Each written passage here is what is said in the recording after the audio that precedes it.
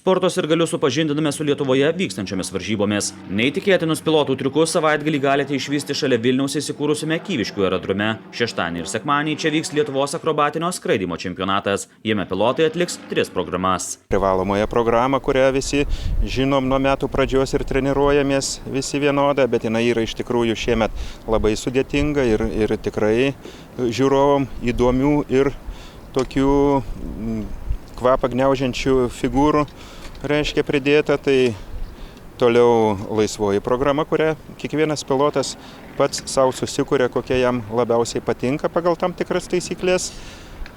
Ir žinoma, įdomiausia būna nežinoma programa, kurią lakūnai siūlo savo sugalvotas figūras atitinkančias tam tikras taisyklės, bet kurių kiti lakūnai nebūna galbūt pasiruošę, netikėtos kažkokios būna. Ir iš tų visų figūrų, reiškia, sudaroma yra programa, kiekvienas gali jas įvairiai susidėlioti, kaip kas nori. Ir tada pirmą kartą nesitreniravęs ore skrenda programą sudaryta iš tokių figūrų. 8 kartus Lietuvos čempionu tapęs Eltonas Meleckis atskleidė, kokios apkrovos vyksta žmogaus organizme, kai ore su lėktuvu atliekami įspūdingi triukai. Tada, kada lėktuvas pikiruoja žemyn ir išvedi jį į horizontą ir tuo metu tu prie kėdės būni prispaudžiamas maždaug 7 kartus, tavo svoris padidėja ar 8 kartus ar 9 kartus į kėdės legi, ir jeigu tavo ranka ten sveria kokius 5 kg, tai jinai tampa 35 ar 40 kg svorio. Taip visas jauti ir savo kūną, akių vokus jauti ir tiesiog visą tave slegia. O kada neigiama perkrova, tai sakysim, lėktuvas žemėja ir išvedi jį žemyn galvą. Tada visas tu kabai ant diržų, tave slegia, visas kraujas bėga į galvą ir tave plėšia iš kabinos ir laiko tik diržai. Ir į tuos diržus tu slegiesi, atitinkamai tavo svoris būna paties padidėjęs 5-6 kartus. Po Lietuvos čempionato 4 geriausi Lietuvos akrobatinio skraidimo pilotai išvyks į Europos čempionatą. Jie dalyvaus asmeninėse ir komandinėse varžybose. Būtent komandinėse varžybose tikimasi kovoti dėl medalių. Stipriausia šalis šiuo metu tikrai yra Prancūzija. Ir jinai diktuoja madas ir jų yra labai daug lakūnų. Jie iš tikrųjų labai daug skraido, jie yra labai remiami ir valstybės, ir kariuomenės. Nemažai yra kariškių ir lėktuvai yra aukščiausios klasės nupirkti, kurie priklauso kariuomeniai. Taip, kad remia šitą aviaciją Prancūzijoje labai daug reiškia organizacijų, žmonių ir taip toliau. Ir yra labai didelis susidomėjimas ir daug skraidančių.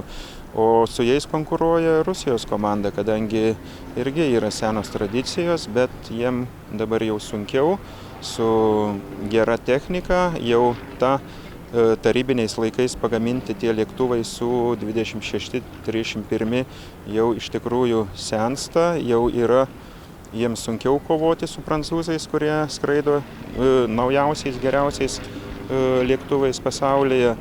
Tačiau tos dvi komandos, jie yra stipriai remiami, jie yra tikri profesionalai, ne taip kaip mes mėgėjai skraidom laisvu laiku. Ispanai dabar dar mūsų žinomo lakūno amžinatilsį Vytauto Lapėno parengti taip pat šiuo metu yra stiprus ir pernai Europos čempionate beje laimėjo Ispanijos lakūnas Kastoris Fantoba, Vyto mokinys, ir taip pat Ispanijos komanda užėmė 1 vietą. Akrobatinio skraidimo meistrai neatmeta galimybės pasirodymus rengti ir žiūrovų labiau lankomose vietose didžiuosiuose miestuose. Tuo anksčiau žiūrovų žavėjo garsiausias šalies pilotas Jurgis Kairys.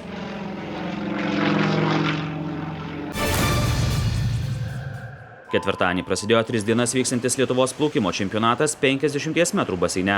Kauno Girstučio baseine varžosi daugiau negu 200 plaukikų. Tarp jų pasaulio ir Europos čempionatų prizininkas Giedrius Titenis ir kiti Lietuvos rinktinės lyderiai Danas Rapšys, Povilas Strazdas, Tadas Duškinas. Lietuvos čempionate nebus olimpinės čempionės Rūtos Meilutytės. Ji pasaulio čempionatui rengiasi Anglijoje. Lietuvos čempionatas plaukikams bus generalinė repeticija prieš pasaulio čempionatą. Liepos pabaigoje Rusijos mieste Kazanėje prasidėsiančiame pasaulio vandens sporto šakų čempionate dalyvaus 9 Lietuvos plaukikai ir 1 šuolininkė į vandenį.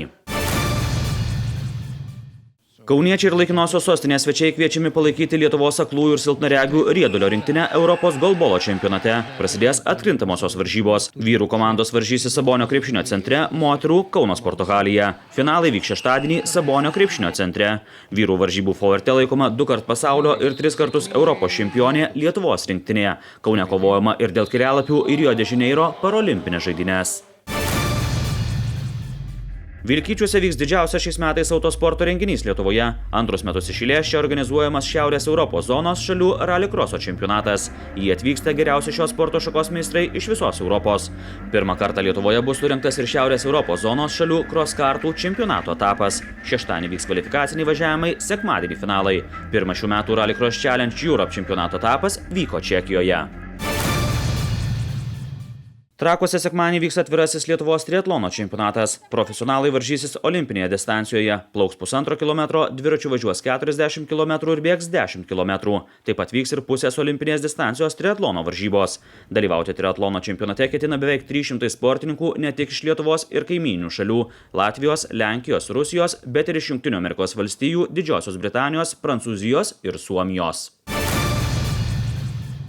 Žagarė kviečia ne tik į tradicinį vyšnių festivalį, bet ir žirgų konkūrų varžybas. Antrus metus iš eilės čia vyks Baltic Jumping League varžybos. Jose dalyvaus raiteliai iš Lietuvos, Latvijos, Estijos, Baltarusijos ir Rusijos. Bus varžomasi įvairių grupių – poni klasės, jaunių, jaunų žirgų, jaunimo ir suaugusiųjų varžybose. Telšių aeroklube net 9 dienas vyks sklandymo varžybos Žemaitijos taurei laimėti. Šeštadienį prasidėsiančiose varžybose sportininkai varžysis 2 sklandytuvų klasėse – sportinėje ir retro. Žemaitijos taurės nugalėtojų paaiškės Liepos 19 dieną. Sklandytojams tai bus pasirinkimas prieš Lietuvos klubinės klasės čempionatą.